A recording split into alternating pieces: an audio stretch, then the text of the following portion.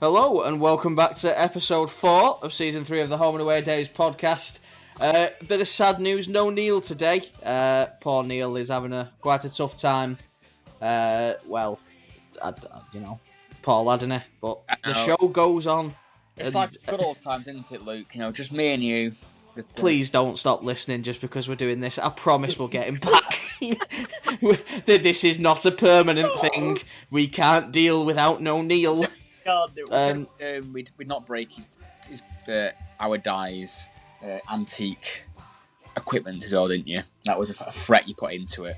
Yeah, I'd have threatened the Lady Diana plate a couple of times if he doesn't come back. So if he knows what's good for him, he'll protect his £2 investment of a Lady Diana tea plate. But he is with us in spirit. We keep him fondly in our memories, and who knows, maybe one day he might actually be well enough to record again. But not today. Just me and James, like you said, the good old days where no one listened. Now slightly more people listen, but still lots of people don't listen. So it's the good old days. It's like the good rejuvenated. Old days where we think people listen, they don't actually listen, but then we get a random listener from St. Lucia, Quebec. There's always someone from Quebec. It's more than likely me putting a VPN on my Amazon Music and just fucking putting it on loop. That'll do. That'll get us to like 20 listens. That's fucking bigging up myself. But you know, we always crack on, bringing you such fantastic content, such as whatever we've managed to scrape together in like 2 days. But it wouldn't be Home and Away Days, and it wouldn't be fair in Neil's absence to not bring out this bad boy. Football against the football with Neil. Against the football against the football against the football with Neil. Against the football against the football against the football with Neil. Against the football against the football against the football with Neil. I forgot you spelled it up. No, you forget every time. But like I say, I always tell myself I'm going to make it that bit quicker, and I always forget. One day I'll make it even quicker. When Neil returns, that's his enticement. I'll make that even quicker when Neil comes back. Eventually, it's just going to be one sound like whip done.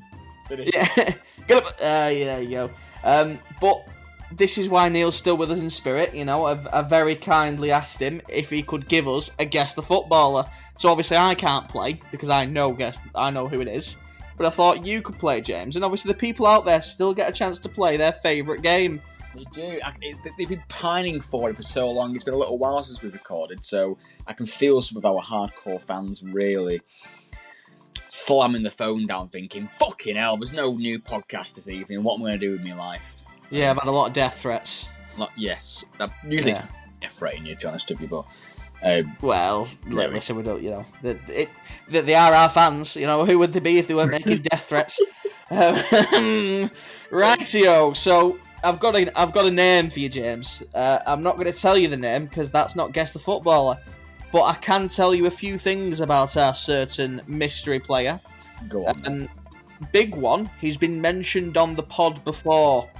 Now, I will narrow this down a tiny bit, purely because we've mentioned a lot of footballers. I believe he was mentioned in one of Neil's... what did he call the segment? The player names one. Oh, well, that narrows it down to about 20-ish. Yeah, he was mentioned in that, and what I've just found out, his place of birth is very similar to his surname. And we're not talking country, I'm talking probably like a province. okay. Province? Yeah. Good luck. I was gonna go for the Yapstam. Yapstam. Well, no, because Yapstam wasn't mentioned in the name thing. It's just I have an unhealthy obsession for some reason with Yapstam. Every time it's a Yapstam was in my head to start off with. Yeah, because it's Yapstam is a big Dutchman. He is. He's a big bald, little bald. Big bald, little bald. Guess which one is taller? Is it not Yapstam? No, it's definitely not Yapstam, but it's okay. Let's find some more facts for you. He's made 2 appearances in the Cup this season, getting an assist and a yellow card. He is represented by TRP Sports. TRP Sports. His contract is due to expire in May of 2027. and his current market value is €175,000. That does not give away what division he plays in. I'd say it doesn't give me fuck all. I could play in any pissing cup. Yeah. I can give you a continent. Yes. He plays in Asia. Right. So go back, listen to every single Neil episode where he does a guess in the if they're a footballer or not, and then come back to me. We'll resume recording in 3 weeks. Is it that random name? It was like Chong Ching Chong, what it was called. Okay, and this was the final episode of Home and Away Days. After James has got us cancelled. We thank you all for your support. There was a player that his name was like, it was Chong, as in like CHONQ, and then right. It rhymes with that. That's all. That's the final clue. So you're on the right line. It's just a very worrying line. It rhymes with a racist Western view. Yes. It rhymes with that, and it's on the pod before. Yeah. Again, he's been on one of Neil's, like, are they a footballer, are they not a footballer? Well, that's what I thought of the person's name, because he's been on that before. Yeah, I definitely don't think we've done a player called Ching Chong Chang or something. It was, and Neil was sat there saying, "Oh, I remember that one." Neil's not listening to this. His ego won't let him. Don't listen to stuff he's in. He's sitting there in his bloody poor state thinking, these fucking idiots ruining everything. He's there thinking, oh, fucking, biscuits. That's the word I can think he's saying in his head. Oh, I don't know. Probably eat some biscuits, that's believable, Neil. Rhymes with that, and I don't know. I can't think of a person's name that rhymes with that. Right, that's fine then. You were close, but no cigar. Now, the people out there will have undoubtedly guessed who it is. Because, you know, all they do is listen to the Home and Away Days podcast on repeat 24/7. That's what gets them up in the morning. So, it'll come as no surprise that this week's Guess the Footballer is... It's Ricky John Shabong! Who was born in Shillong. The defensive midfielder from India. Who plays for Punjab FC. How could you not tell it was him? Oh, it's right, it doesn't rhyme with the other one, it does. Yeah, but Ricky John Shabong. No way I was going to remember that person's name. I don't know how you don't remember Ricky John Shabong. I mean, if I heard of an Indian player called Ricky John Shabong, I think I would definitely be making a mental note of that one. So for everyone out there who correctly guessed Ricky John Shabong, well done. We'll be holding auditions to replace Neil soon, and you could be in with a chance. Oh, I've said too much!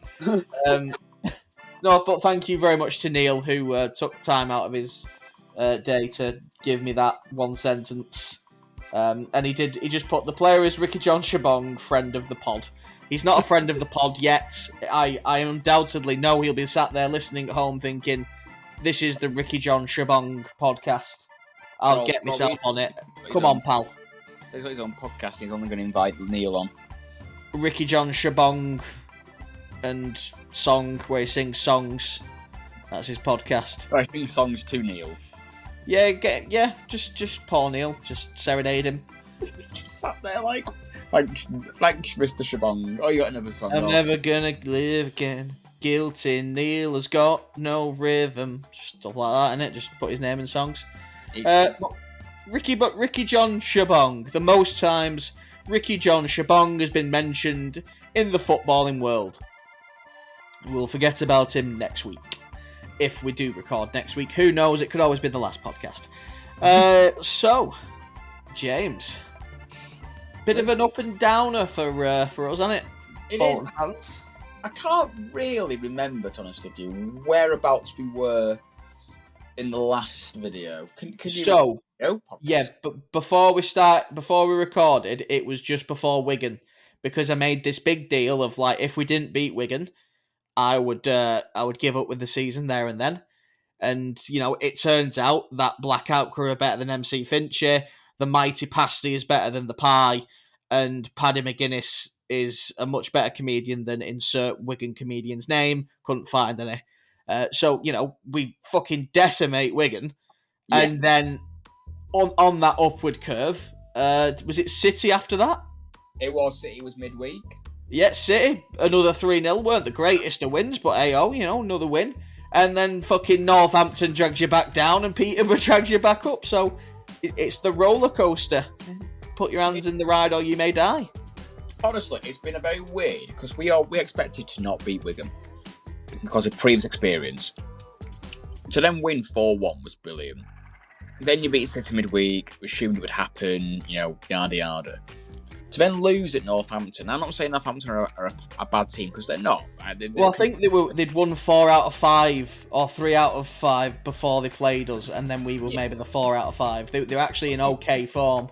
They're not in bad form. I think it's always frustrating when you, as a Bolton fan at the moment, you get a bit of a rhythm going, and then they just throw a spanner in the works. Like even Peterborough at home at the weekend, we went 2-0 up, and with everyone, honestly, the players probably thought, this is easy now. We're 2-0 up, bottom of the league, and they made it hard. They made it so bloody harder than it needed to be to get that win.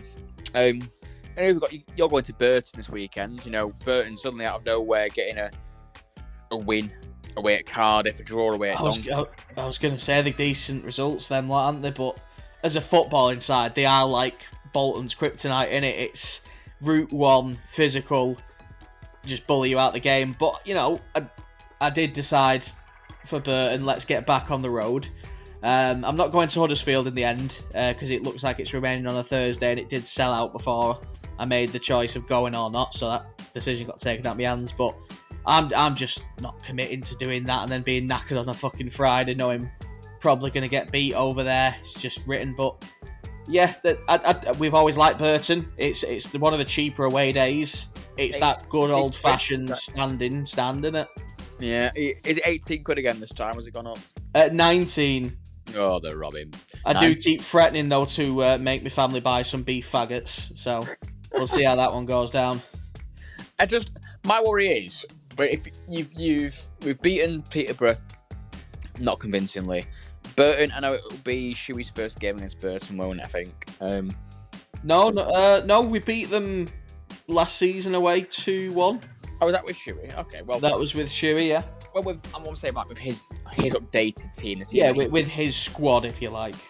You should, if you want to get out of this league, you should win at Burton. And when Plymouth have won their 4-0 only a couple of weeks ago, you should be going there winning. Not saying Plymouth are doing bad now; they've suddenly hit form, but you can't go to Burton and not put in a good performance. But you just don't know what happens if it's raining, if it's windy. That could just throw it in the air. Well, this is what I start thinking back now. Like the Peterborough result is how much do you kind of put on Storm, Amy, for how we played? I mean, if you look at the way we played, we tried not to ping many passes from one side of the pitch to the other, which we know we like because it puts your wingers on one-on-one situations. Yeah, it was very much like the passes were drilled because whether they were worried about the wing taking it or whatever, the rainy conditions, it just seemed. Like, the more I think about it, the more I may be okay with the result, purely because in another last season or the season before, we probably lose that game because we'd be playing a style of football which can't be played in those conditions. Whereas with sort of adapting, still finding the way to play good football, like the first, I think it's the second goal was a lovely little move, and then the first goal taken well. It just seems there's a bit less naivety now under Schumacher and a bit more stability. But then we need to win a fucking away game, don't we? I know, because I think for me as well, playing Burton, if you want to get an away win, you got to think Burton might be a place to go. I'm not saying in the end they're a bad team. You could argue they are a staple League One team where they know what they need to do to maintain that stability. Then you've got Cardiff at home coming up as well after Huddersfield. Yeah, it's the 25th, is it? Yeah, they won't be an easy game to play. Then you'll have... God, who we got after Cardiff away? Then you've got... you missed Huddersfield. Yeah, Huddersfield away, then you've got Cardiff at home, Stevenage away, Port Vale at home, Bradford at home, and then Luton away. That is a rough few weeks. Bradford in brilliant form. Luton, new manager. Don't know what they're going to be like when you play them. Cardiff. Yeah, there's been a few surprises in League One, hasn't there? Likes of like Luton, Cardiff. Well, not Cardiff struggling, but not maybe being as dominant as people thought they would be. Yeah. Blackpool sacked fucking Bruce. It's going to happen, innit? I know what's going to happen. If your favourite to come back. Oh, it's going to fucking... I swear to Christ. If I get a letter from fucking Bolton saying, listen, Bolton Blackpool, don't fucking go, I'm going to be pissed. But it's even things like... You look at the league at the moment. Who thought Stevenage, Bradford and Lincoln will be at the top? Yeah, Bradford. And what's worse is when we play Bradford, we've got to play Sarcevic, haven't we? Who's going to be a cocky little bellend. Because, like, you said I couldn't make it in League One. Now look where I am. I'm in the fucking top 6. Yeah. And like I say, a lot of teams are playing with no fear. Like, if you think back to the Wimbledon result, they've just picked up another good result. It's like you have to be at it every single game to get a result. Realistically, from our perspective, if you want to be really going for the championship next season or getting in the top 6 or whatever, you have to beat Burton away this week. You've probably got to get a result against Huddersfield. I'll take a draw because, we always say, if you're not going to win, don't lose away from home. Yeah, especially away from home. I think that's the key. But they've not been the best. They're a bit up and down. Cardiff at home, I'd argue at the moment you should be beating Cardiff at home. I'm actually the most confident in all them games because I feel like we might raise ourselves to their level. I feel like at home we can beat anyone. I mean, obviously, you do look at the Sheffield Wednesday Cup game, a much rotated side. A lot of it was down to the keeper, and it looked like just first game nerves. But we play anyone at home. I think we have got it in us to beat anyone. It's just sometimes, like the Wigan game, we rose to a level because we knew we had to play at that level. Whereas Peterborough, we knew we could kind of take it easy, and the conditions mix in, and you're just doing enough. Whereas the higher we aim, I think the better we play. Sometimes it is a problem for us. Like you say, when you play in Northampton, you think to yourselves, bloody hell, we should walk this. Maybe, just let's not risk too much. Try not to go flying into challenges. Don't give the ref excuses, and then you don't get ahead. You go 1-0 down, and that's it. I think, yeah. It's thinking like ahead as well, though. So we should up your game for Cardiff. The same Definitely. For Stevenage. Who the fuck would have thought Stevenage would be on eight wins, a draw, and a loss? I don't think even they would have predicted that. Are we going to see a Wickham from last season where they suddenly drop off a little bit, perhaps? They've just got a new manager as well, haven't they? And is it Michael Duff? So he's bedding himself in the next few games. I think they came back from 2-0 down at Barnsley, didn't they? It owns Barnsley, weren't it? Yeah, owns Barnsley. It's a weird... It's never been... I've never seen a League One like this for the past few years where you could literally, by Christmas time, let's say by the time we play Wickham away, or was it the 20th of December? Yeah, 20th, yeah. There could be a whole shift in that top 6 if there's a few games go either way. But I think there's such a lot of the teams up there that the points are so close. Like there's not a Birmingham or a Wrexham this year where they've spent money and they're sort of getting away with it. And I don't know. Honestly, I think you get to New Year where we've played Mansfield a couple of times. We'll have played Rotherham again. We'll have played Lincoln. I played Lincoln? No. We drew 1-1 with them. I'm trying to think of the actual games in December. We've got Mansfield, we've got Donny on New Year's Day. There's a few in there. You got to think by end of the year, if Bolton are really wanting to challenge to go up next season, you've got to probably... I reckon there'll be a loss or two up to Christmas, but you've got to be winning. I reckon you've got to get... 10 games to Christmas, you've got to get at least 7 wins on those 10. I'd argue anyway. And I think as well the big thing will be is when January comes knocking about, it's not so much who we look to bring in, because I think realistically there's probably not A, much room to do so, and B, maybe the finances, let alone the playing squad. But you've got then the risk of look at players like Kozia Dubra. I mean, Brighton going to think we can send him to a Championship club? You've got Mason Burstow, who's top goal scorer in League One. Our whole thinking, well, hold on, if he's scoring let's say 10 or 12 by Christmas, yeah, sure, we'll get him in the Championship again, see how he's doing.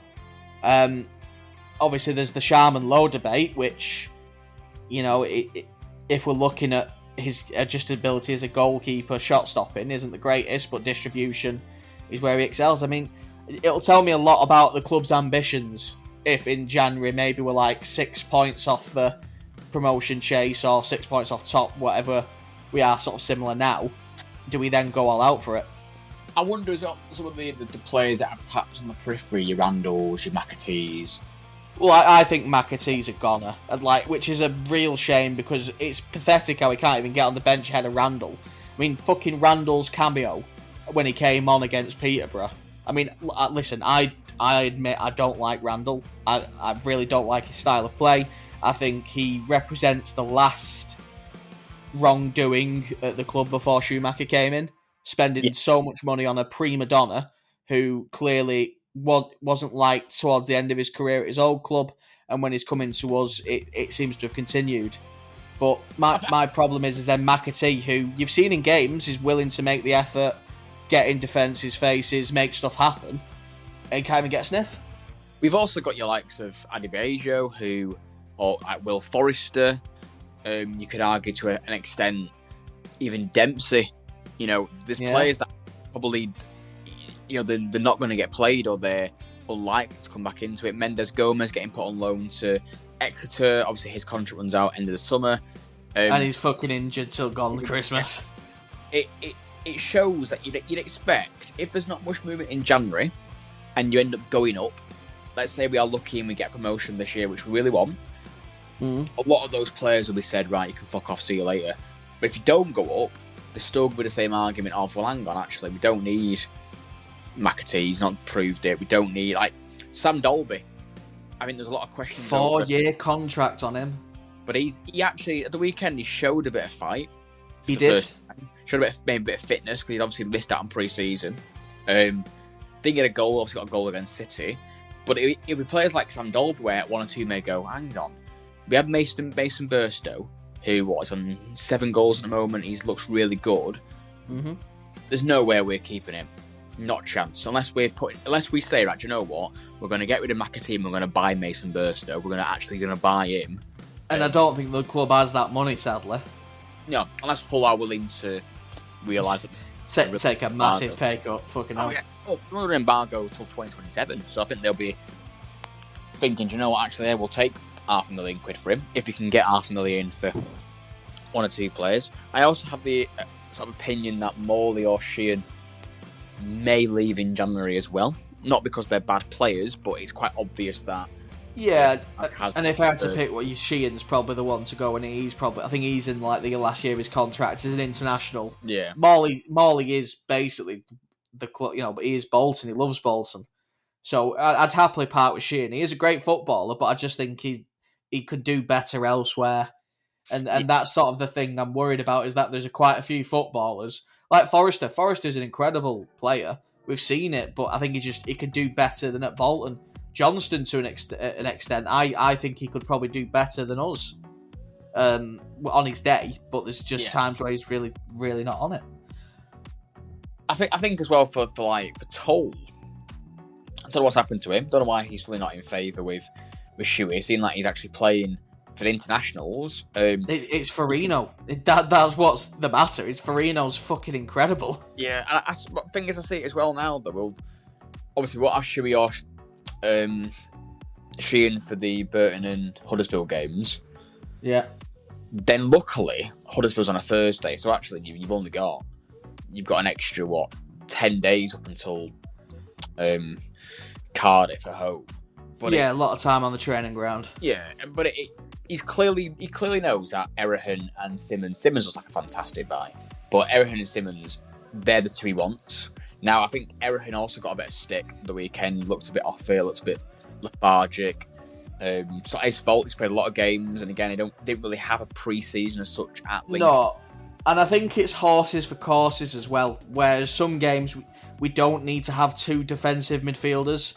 And the problem that we have as well is because we've got fours and we seem to be liking him, it's like we're playing with two strikers, so you've got no midfield. Because that's what Peterborough were just doing. So I think we've got players there. It's just maybe having that understanding, yes, when you are at home against Peterborough, you probably can afford to have two strikers. But when you're away at Burton and you know they're going to be a bit more direct, do you then think, well, maybe we need a bit more toughness in midfield? Maybe that... I mean, to me, that's more of a game for McAtee than any game Randall's ever played. I mean, fucking hell, you play Randall, you might as well just give Burton the win. And if you play fours, it's just committing to playing long ball. You know, when we said at the weekend where we sort of spoke about there's not many players left at the club who are the archetypal Jones, hands up, blaming everybody else. Oh, yeah. You got like McAtee, so it probably still falls in that bracket of it's always somebody else's fault, or I didn't get the pass or whatever. Even Adebayo, I don't see. I think part of it's that, but part of it is I think he just really fucking cares. And like when you watch the Wigan, like the bench view for the goals, he fucking loves it. He he's not a Bolton lad. He is born in Wharton, but he's fucking out stone's throw from Bolton.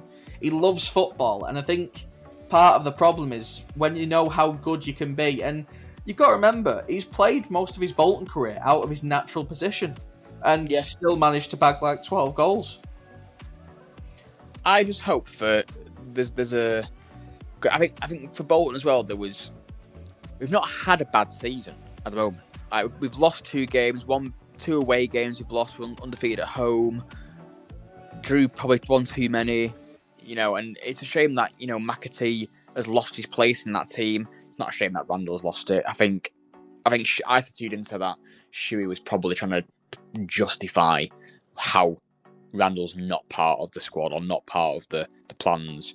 I can see on Burton. I can't see him playing force against Burton. I can see it being a Morley or a McAtee in there, or just something to, or even Shane, because Shane always seems to have a good game against Burton. He's not there, is he? Idiot. No, exactly. He's gonna have to have a really fucking good game. No, but you know what I mean. He might not go for these 2 defensive midfielders against him. He might give Simmons a rest. Don't think he would. Don't think why he would. It's ridiculous.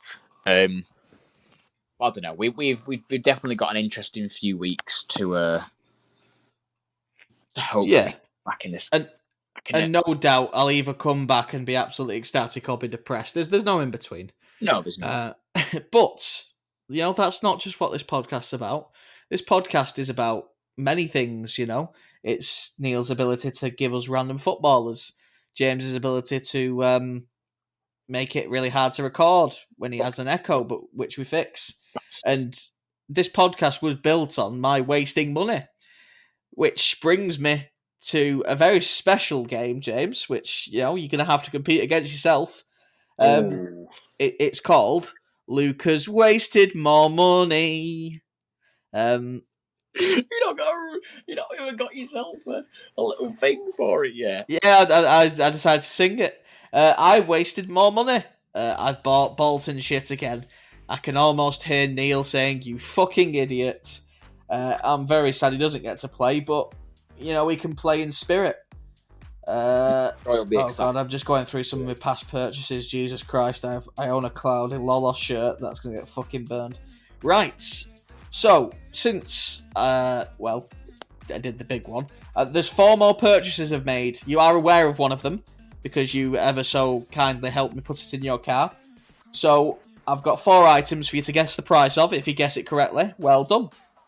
Or if you guess it to the closest 0, let's say, because some of them are funny amounts, because obviously it includes shipping and service fees and whatnot. So, item number 1, James, is of course a signed and match-worn shirt.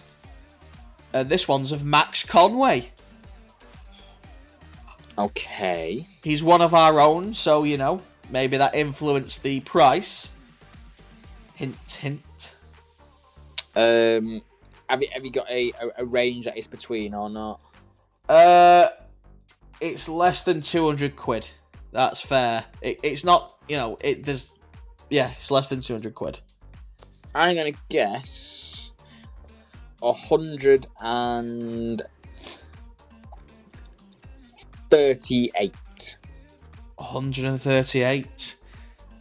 You're incorrect. I actually did better than that. I got £114. Oh, very nice. Bear in mind, £15 of that is shipping. So I'd say, they do fucking overcharge you on the shipping, the robbing bastards. I know, I agree, dog. I agree. Next up, James, is, well, this one's a bit of a stinker. I probably shouldn't have bought this one.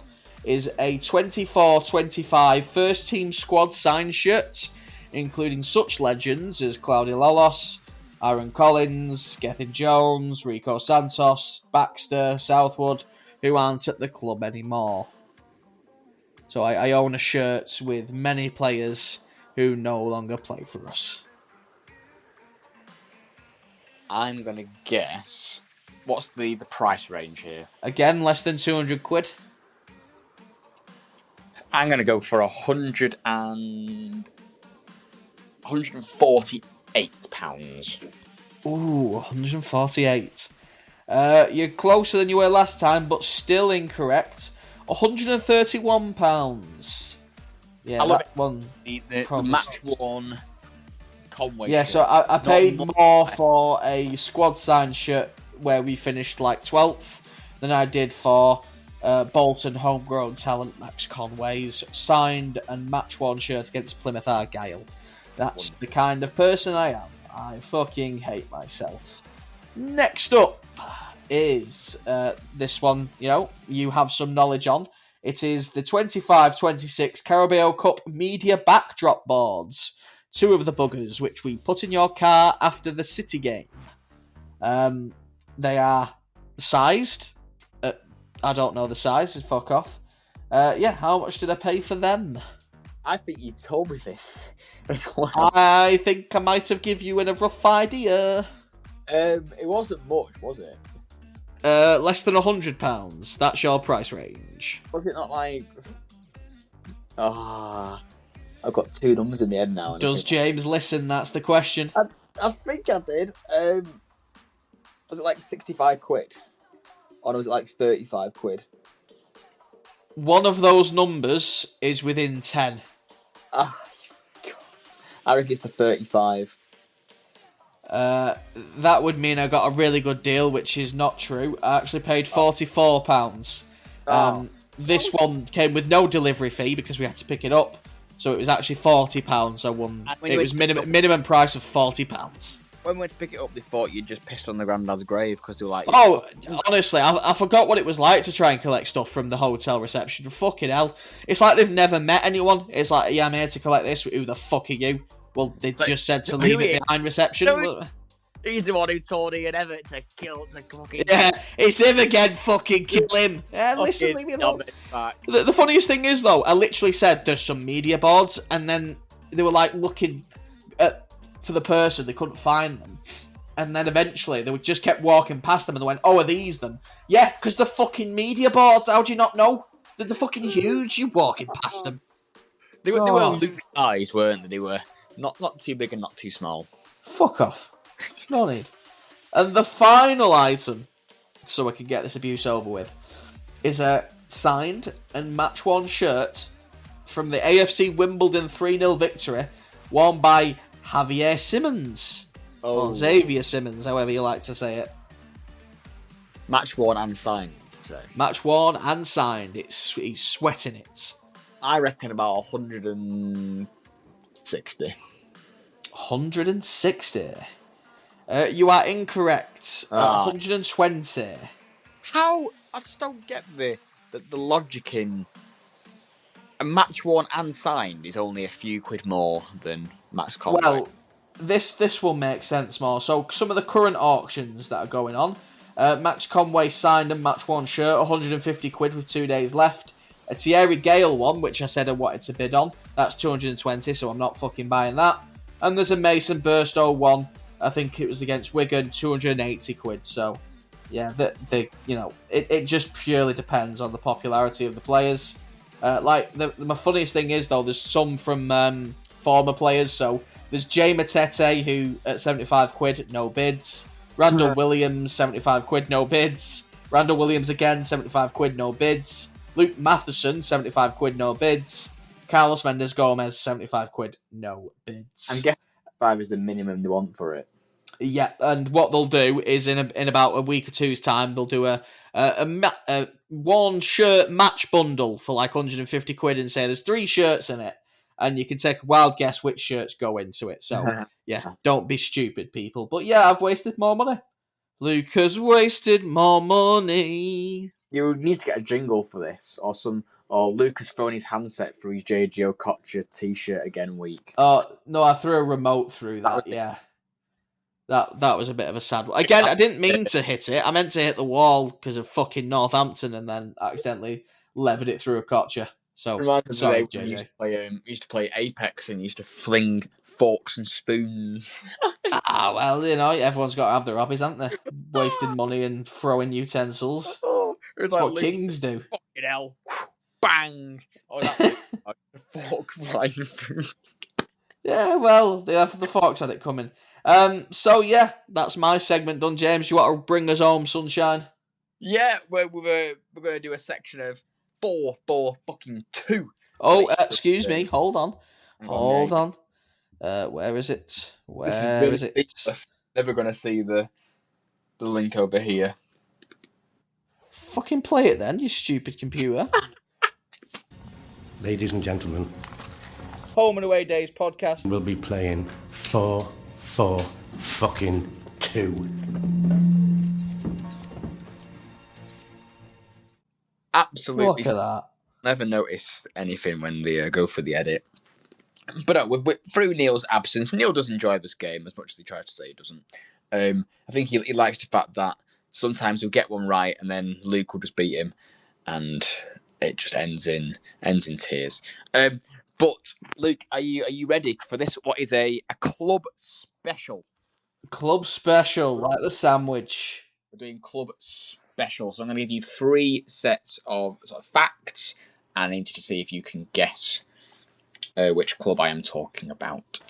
Bring it on, Batman. So, club number 1. This club was founded in 1908, so it's 100 and what? Oh, it was the 1908 lounge. Years old, but it wasn't until the 60s that they emerged as a major domestic force. They won multiple league titles under a legendary manager in the 60s. Liverpool? It's not Liverpool. They ended their 43-year trophy drought in the last 2 years. Tottenham Hotspur?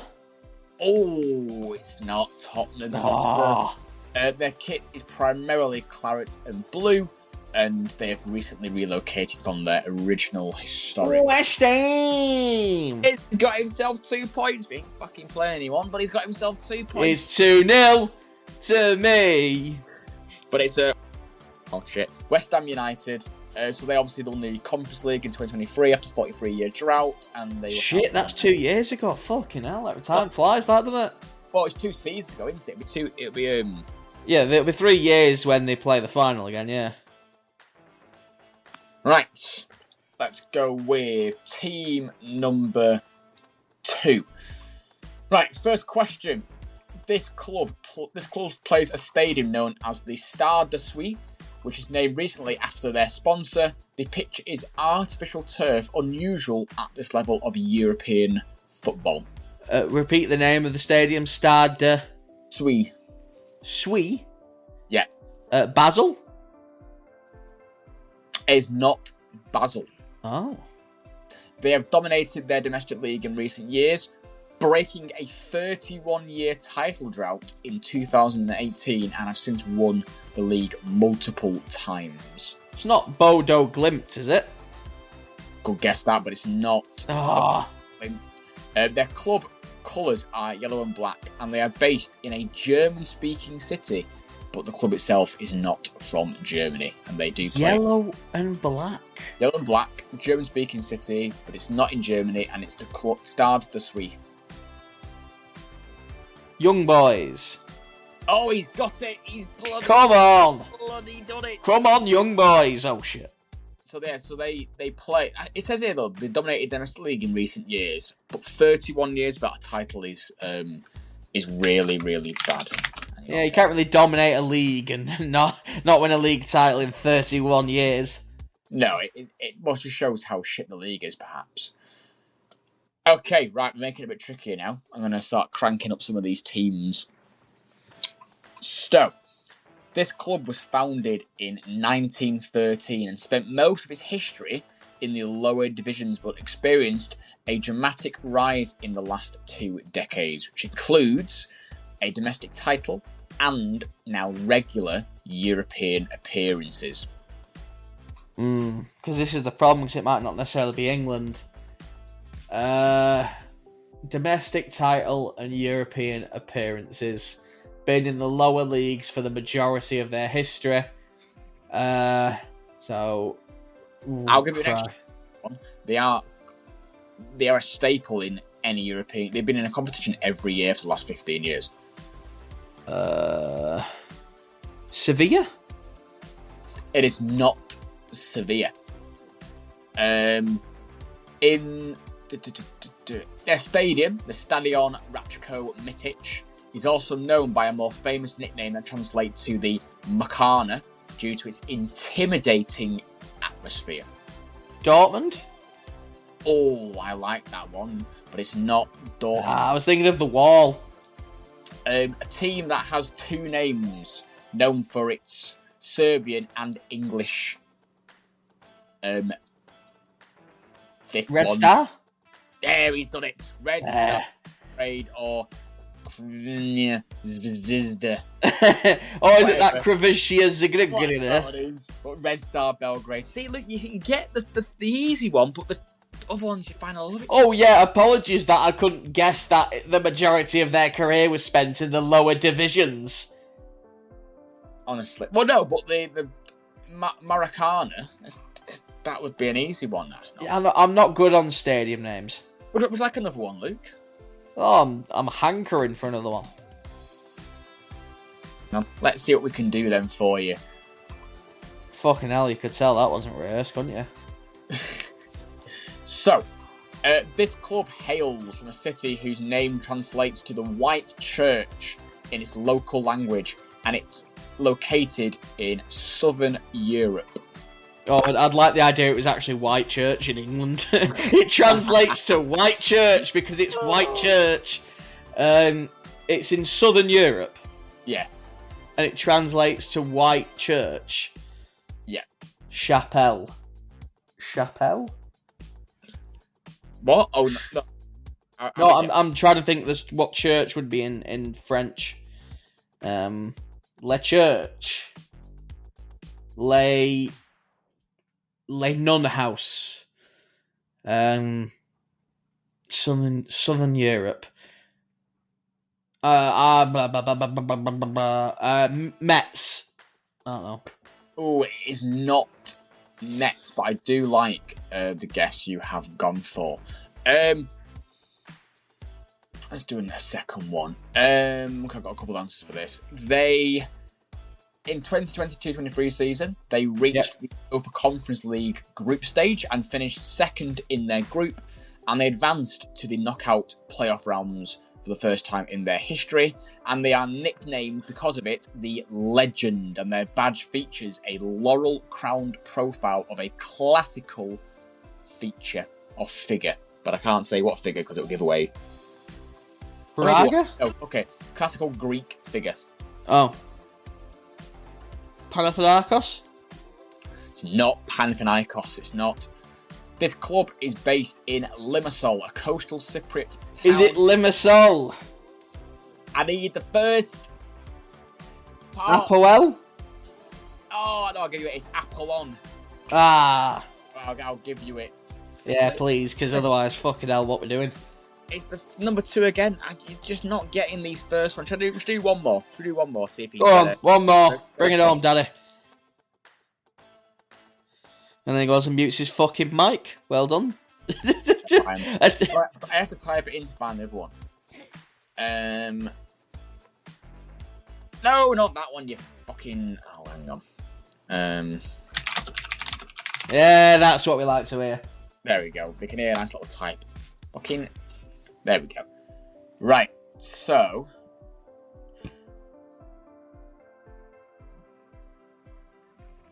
Use your big boy words, James. Then hang on.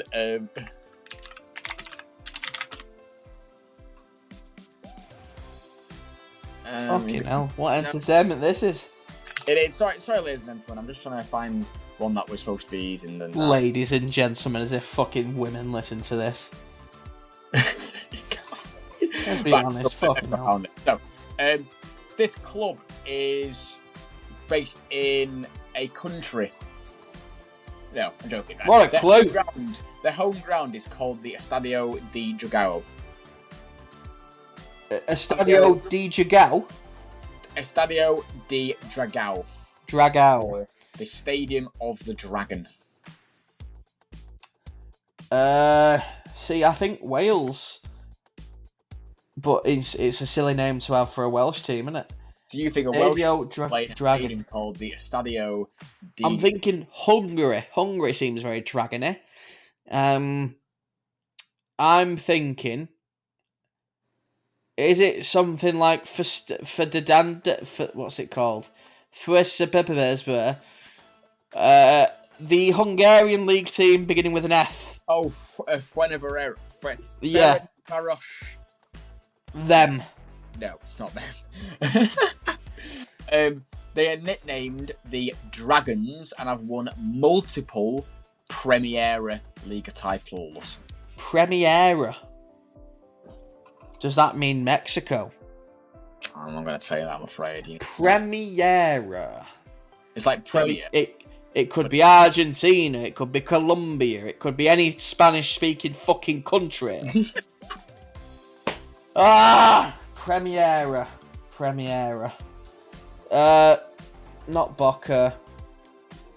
River Plate.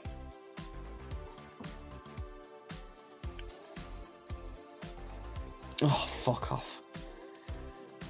Right, 2 point special. Oh, he's getting a call. Someone's ringing James. What the fuck is this? Someone's rung him. Who rang you? It'd be Darwin. This club is based in Portugal. Oh shit. Have I said the name already? No. So it's not Braga. It's not Braga. Right, so there's Porto. There's Benfica. Benfica! It was Porto. Oh, fuck you, Nan! Fuck off! It's not fun. Oh. Well, at least you got multiple ones from that. Yeah, I got multiple 2 point questions. Fucking hell. There were some hard ones then. And fucking they weren't strong domestically until the last 20 years. I know, when he's making it more exciting, don't I? Well, yeah, excited, not fucking hard. Jesus, no one enjoys watching that Connect 4 or whatever it were with that fucking former poker player who's married to David Mitchell. That's proper brilliant. No, I was turning that on. You know your audience, big bald, little bald. That's what we need.